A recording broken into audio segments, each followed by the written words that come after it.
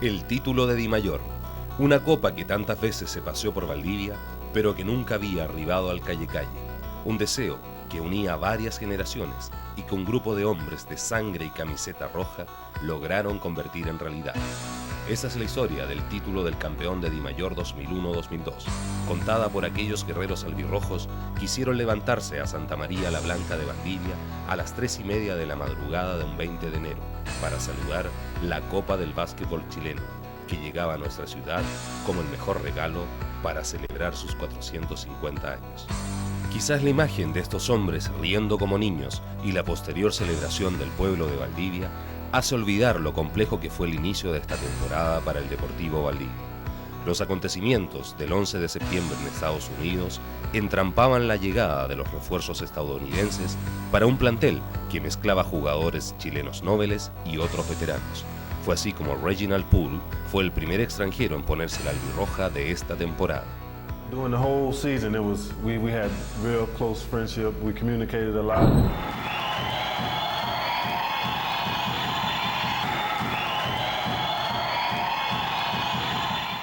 We showed a lot of emotions together.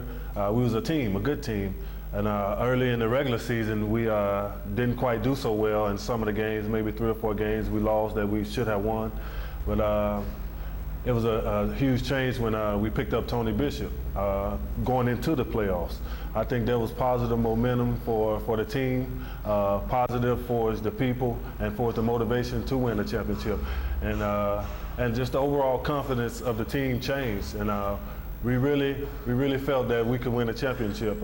So we put it out and look where we are today. Sí, pero es lo que yo estoy viendo, todavía nos faltan algunos detalles.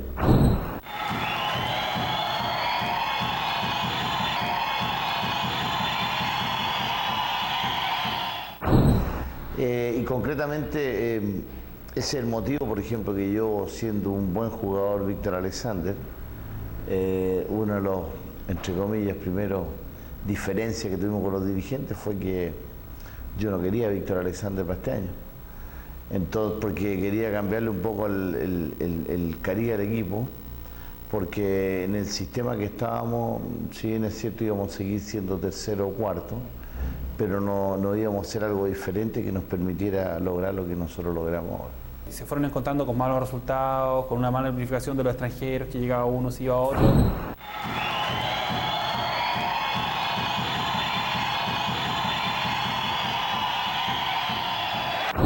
Realmente fue bien frustrante para nosotros porque nosotros jugábamos, tratábamos, entrenábamos y buscábamos la forma de salir adelante y no la encontrábamos por ninguna parte, entonces uno se va frustrando como jugador. Tratamos de hacer lo que más pudimos.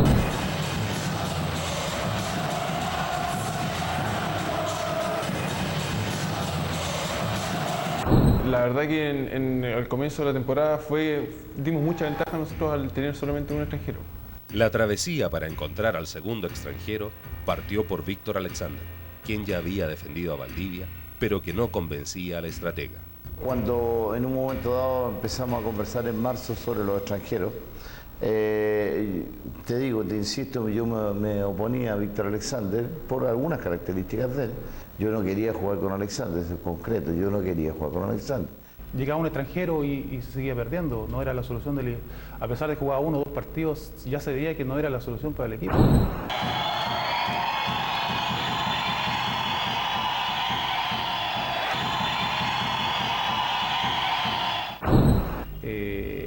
Todos pensábamos en traer un pívot neto, Alexander, que no llegaba, el argentino, me acuerdo el apellido, vino y se notó desde un principio que es buen jugador, pero no es lo que realmente necesitaba Valdivia. Después llegó Dexter Bailey, que en sus tiempos era una gran figura, pero todos teníamos recuerdo de ellos cuando era joven.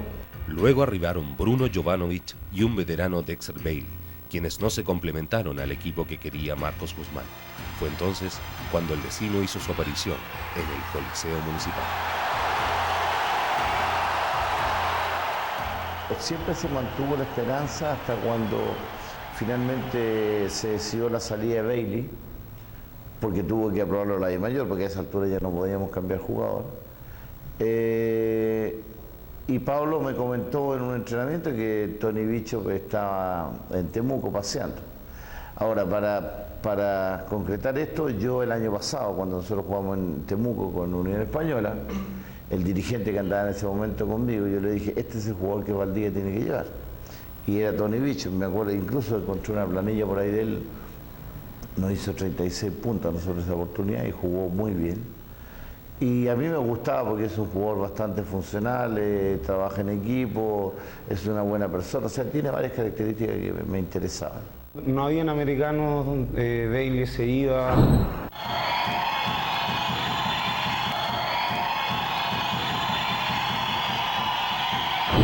Y yo me lo encontré en Temuco y dije, está acá en Chile, no les va a costar plata a los dirigentes traerlo.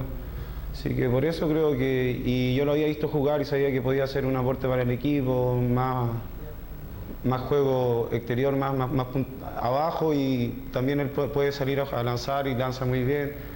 Así que era un complemento muy importante para el equipo. Después yo cuando se lo dije a Marco me dijo que a él le agradaba mucho el jugador, así que había que apurar las cosas, llamarlo. Yo a Carlos Kuzman le di el teléfono de un amigo en Temuco y ahí se pudieron comunicar con Tony. It was kind of interesting how I got here because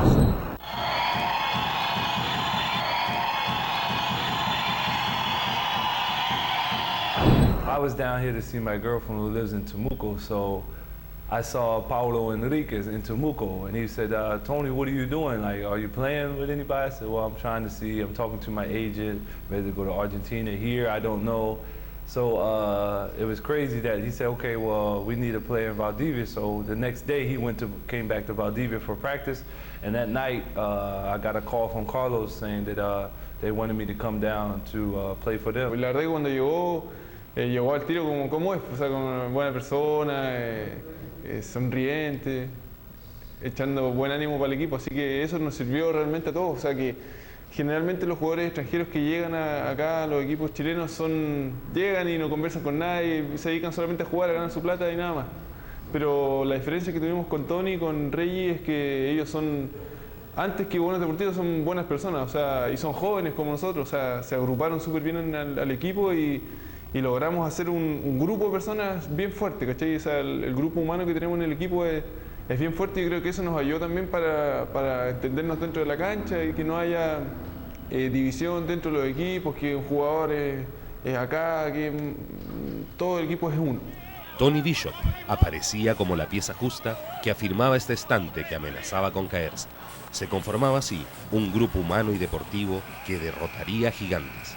Marcos Guzmán recuerda ese momento como el día en que comenzaba a divisar la copa en manos ribereñas. Yo lo tengo muy claro eso. Tony Bishop llegó a jugar por nosotros, a entrenar un día jueves. Entrenó un jueves y un viernes, y ese fin de semana jugamos con Universidad de Concepción, que perdimos, y con Español de Talca el día domingo ganamos. Enseguida entrenamos lunes y martes, y el día miércoles fue el partido interpareja en Carahue. Yo en ese momento, fue a fines de septiembre, 29 o 30 de septiembre, en ese momento me di cuenta que este equipo podía más. Ese día el equipo, si bien es cierto, fue contra Unión Española, que no tenía un mal plantel.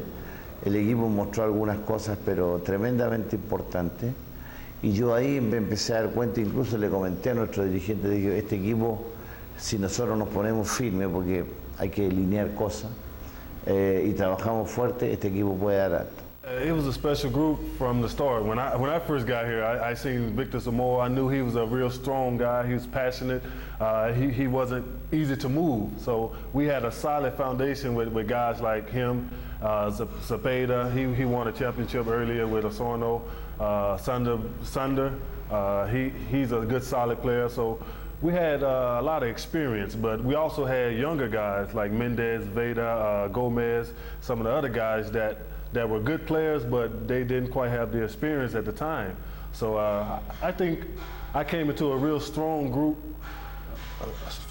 of players, and I'm lucky for that. Yeah. Primero que nada, hay cosas aquí que son importantes, excepto dos jugadores que pasan los 30 años, que son Sandro Bravo y Zamora. La mayoría de la gente son jóvenes, jóvenes estudiantes que tienen mucha disposición y mucha entrega. Naturalmente que es un equipo diferente. Yo diría que uno de los buenísimos grupos humanos que ha tenido Valdivia. No sé si podría decir el mejor porque no es fácil comparar. Pero esa tónica es la que te permite a ti mejorar en todo lo que es el aspecto técnico y táctico. Y lo otro importante es que esta gente ya tiene un andar, varios de ellos, ya sea en la universidad o en Deportes Valdivia, lo cual les permite irse conociendo, irse aceptando o tolerando algunas diferencias que puedan tener. Pero como grupo humano yo diría que es muy bueno y uno sobre esa base es la que yo creo que se forjó nuestro triunfo. El arribo en la sexta posición del campeonato obligaba al Deportivo Valdivia a enfrentarse en los playoffs contra la Universidad de Concepción, quienes aparecían como fuertes candidatos al cetro. Lo que levantó el público fue haberle ganado, sin lugar a duda, a la Universidad allá el primer partido. Yo creo que eso fue contra todo pronóstico. Para nosotros la U era, y para mí en lo general, era uno de los favoritos a quedarse con el título. Y resultó que les ganamos a ellos el primer partido, fue una sorpresa, yo creo, para todos, fue el resultado menos esperado de todo el campeonato. Y ahí nace un poco la fuerza nuestra, el ímpetu de decir, oye, podemos ya ganar un partido local, podemos jugar ganamos una visita y de local quedarnos con los dos y nos veíamos en la semifinal ya un poco igualando la campaña del año anterior. Porque Concepción tenía mucha gente de altura y mucho juego de equipo y eso era difícil, tienen muchos años juntos y no era fácil solucionar ese problema. Afortunadamente, cuando ya le ganamos un partido de visita, nos queda la labor en la casa, y la cual finalmente se cumplió. Es más, el segundo día nosotros pudimos ganar en Concepción, porque incluso después conversando con los jugadores, como que ellos ya era como que habíamos avanzado mucho el haber ganado un partido, y yo creo que pudimos habernos venido perfectamente con los dos. Todo va de la mano del triunfo. Más encima que estamos en la etapa de los playoffs, ganando el primer playoff a la U de Conce, y ya las expectativas aumentaron y ya la gente nos apoyó, ya con nosotros no era un lleno total. Y para qué decir con Yanqui, se agotaba la entrada con anterioridad. Y había ese ambiente que había, era algo que yo nunca viví y que este año de gracias a Dios haberlo vivido. Pasado el obstáculo penquista, el apetito de gloria se abría a los jugadores y los hinchas valdivianos ya acompañaban en considerable número al Deportivo Valdivia, como en la exitosa incursión en Campos Osorninos. Muchos nos siguieron a Osorno, tuvimos 2 triunfos, pero realmente categóricos ante Osorno, inapelables, en el cual no podían argumentar ni lesiones ni nada de otro estilo, ¿verdad? Que pudiera opacar nuestro triunfo. Y ya de local, en el tercer partido, fue un triunfo contundente, en el cual nosotros y lo personal nos sentimos muy contentos y satisfechos. Se habían cumplido ya objetivos que históricamente no se había llegado, mucho tiempo no se habían realizado. Primero se había eliminado al bicampeón de la DIMAYOR, a un equipo que, si hablamos en términos económicos, nos supera, pero muchas veces, que ellos tienen un contrato por todo el año, ¿entiendes? Entonces, nuestro eterno rival, y que no le habíamos ganado mucho tiempo, ni siquiera de local le habíamos ganado. Entonces, eliminarlo de esa forma, 3-0, ellos ganaban el campeonato anterior, que salieron campeones contra la Universidad de Concepción ganándole 4-0. Entonces, nosotros eliminar a ese equipo con un 3-0 rotundo, para nosotros fue, hasta ese momento, lo máximo que habíamos realizado. Entonces, y además, como fue el partido, más encima, con el término que dices tú de Reginald, fue la guinda que le puso el torta al final. Entonces, y se logró también llegar, con ese triunfo se logró llegar a una final, que tampoco no se llegaba desde hace mucho tiempo. Igual nosotros viendo a Osorno tal vez como equipo, igual era súper fuerte, me parece que vienen jugando caleta de tiempo ya juntos.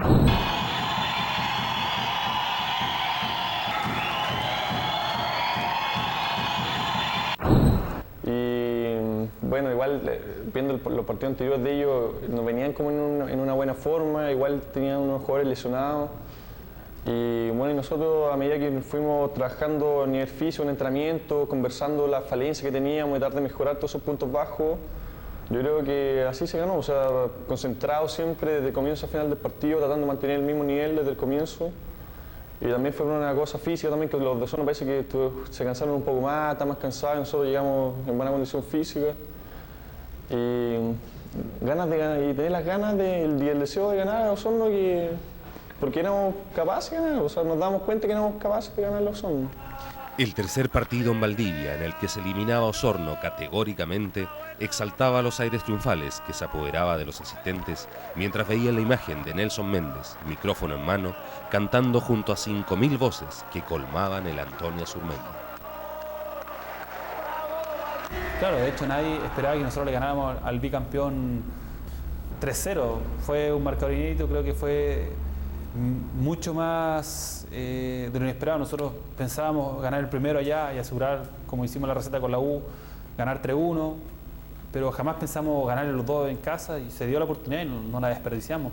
Y por supuesto que fue simbólico porque siempre hay una rivalidad, ganar el bicampeón, todos queremos derrocar al Monarca. En lo personal yo quería una revancha deportiva y la ciudad quería una revancha también, como tanto tiempo Osorno apoyó a Valdivia en el básquet. Entonces yo creo que se conjugaron muchas cosas en el cual todos salimos contentos.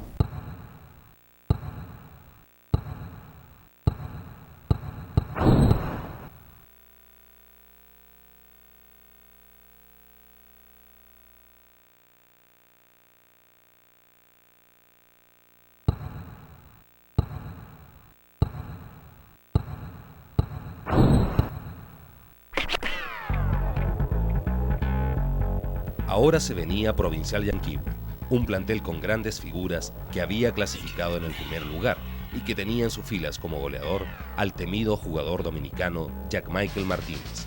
Se enfrentaban dos conceptos, uno, el de las figuras individuales, contra el concepto de equipo que venía pregonando el CDB.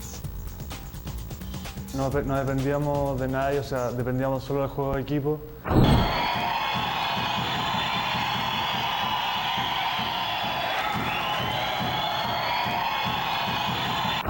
Y cualquiera podía brillar y se vio que en cada partido brillaba uno u otro y no dependíamos, por ejemplo, Yanquihue dependía mucho de Martínez y la defensa nuestra fue fundamental. Creo que en todos los partidos demostramos garra en ese aspecto y bueno, y tuvimos un buen porcentaje de fuera también, de tres. Y más que nada, yo creo que el juego de equipo marcó la diferencia en esto. El primer partido en Yanquihue fue para los valdivianos y el carnaval se comenzaba a preparar. El segundo encuentro lo recuperó Yanquihue, pero ya existía una ventaja que no había que desaprovechar. Fue así como llegó el tercer partido en Valdivia, un coliseo lleno que quería ver a los gladiadores rojiblancos despedazar a Martínez y su legión extranjera. Pero los nervios dijeron otra cosa. Mira, lamentablemente esa semana nosotros hicimos todo un trabajo bastante, yo diría, lógico, y la planificación fue adecuada. Y desde el punto de vista psicológico, yo empecé a percibir una presión muy grande que incluso podía influir negativamente en nuestro equipo. Y empecé a advertir a los jugadores que teníamos juego ante nuestro público, que tuviéramos tranquilidad, que la gente tenía mucha esperanza, además que habíamos ganado un partido allá. Por lo tanto, desgraciadamente, entre comillas, había una presión muy grande, que muchas veces esa presión juega a favor tuyo o juega en contra. Y en este caso fue absolutamente en contra. Los jugadores jugaban lo que el público les gritaba. Es decir, el público gritaba que los jugadores tiraran y los jugadores tiraban. Los jugadores decían que fueran veloces y hacía lo que el público les decía. O sea, en el fondo ellos no siguieron ningún tipo de orientación técnica ni táctica y el partido fue un desastre. O sea, yo diría que, porque uno dice, bueno, ¿cómo un equipo que juega tan mal después se arma de nuevo y juega bien? O sea, es que tuvo una presión y los jugadores se perdieron, absolutamente perdieron. Sinceramente, los factores que influyeron en ese partido todavía no lo podemos explicar, porque el único que yo creo que estuvo en su nivel y que jugó muy poco tiempo fue Johnny Gómez, y todos los demás anduvieron muy mal, incluyendo los extranjeros, muy mal. Entonces, son cosas que pasan en el deporte, pues si hay partido y partido, y lamentablemente se dio ese partido, jugar de local con un lleno total y perder de la forma que perdimos. El tercer partido fue muy malo, fue un retroceso al básquet. La verdad que no jugaba muy bien, nadie estuvo en su real nivel inclusive ni los jugadores americanos anduvieron bien, entonces fue un partido para el olvido. Yo dije, vamos, séptimo partido. Cuando quedamos 2-1 abajo, la verdad que uno empieza a pensar, empieza a recapitular qué es lo que hizo bien, qué hizo mal, dónde pasó la derrota. Yo siento que faltó más entrega en ese partido. Y ese día lo conversamos todos antes del camarín, antes de jugar, cuando llegamos temprano los jugadores. Y en lo personal era un compromiso de entrega. Mojar más la camiseta, entregar, no defraudar a la gente. Gracias a Dios ese día, el domingo, la gente nuevamente volvió a repetir el Coliseo y se fue más contenta, que eso fue lo vital. Ahora Guzmán y sus muchachos tendrían que viajar nuevamente a Yanquihue para dejar la ventaja del lado de la ciudad de los ríos. Y casi lo logran, si no fuera por un triple en el último segundo de un ex valdiviano, el ahora lacustre Pedro Kairat, que obligó a ir a un sobretiempo y a arrebatarle el triunfo al Deportivo Valdivia.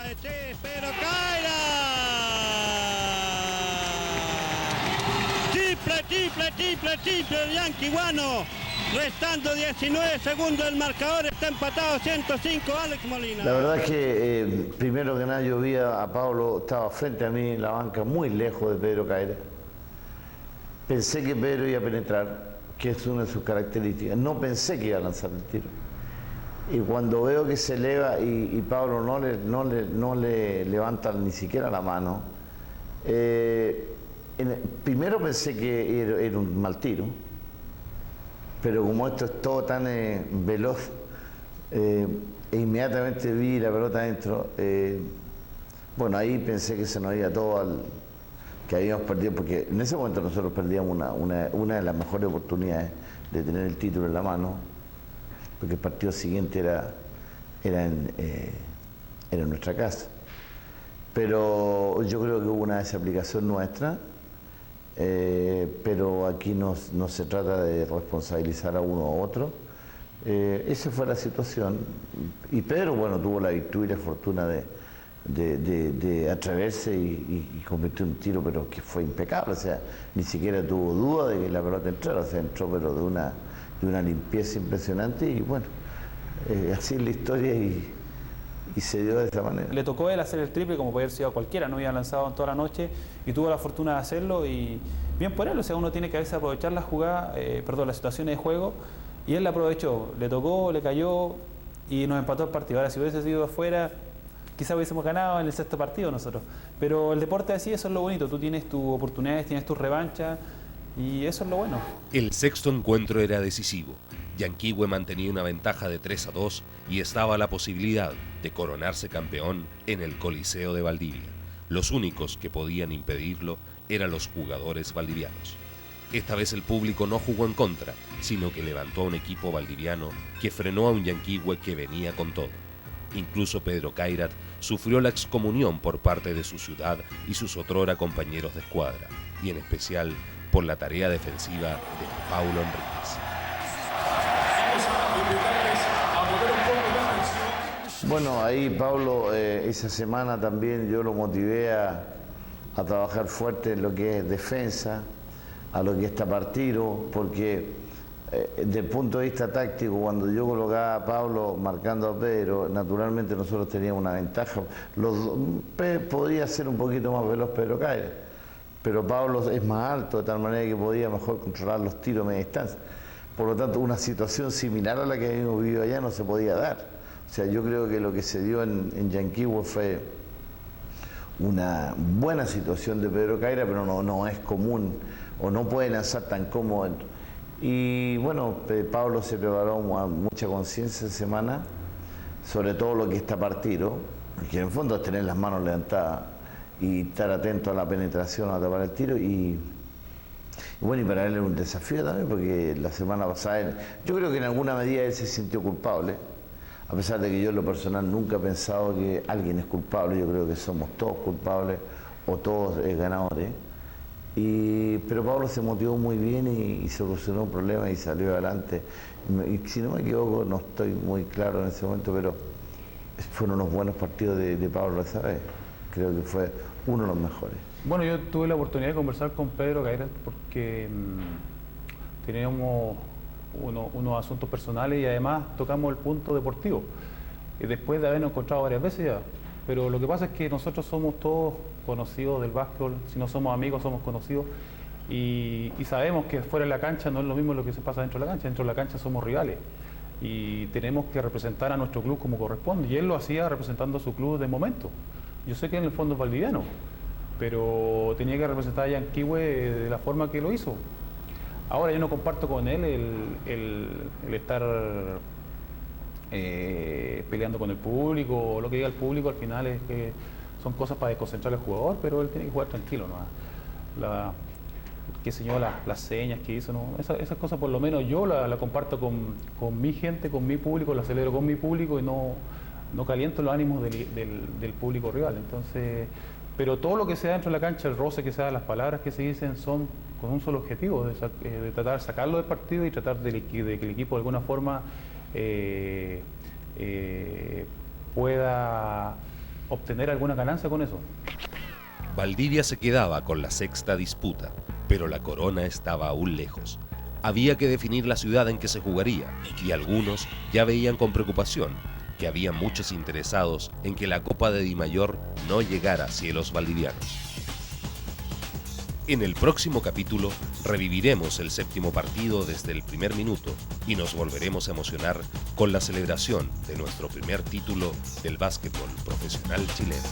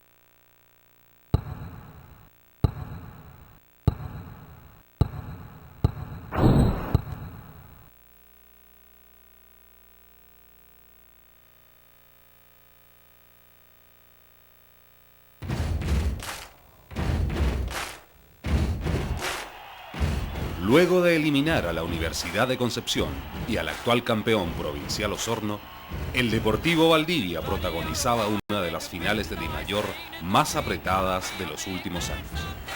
El empate a 3 partidos forzaba a la definición en el séptimo encuentro entre estos dos conceptos basquetbolísticos.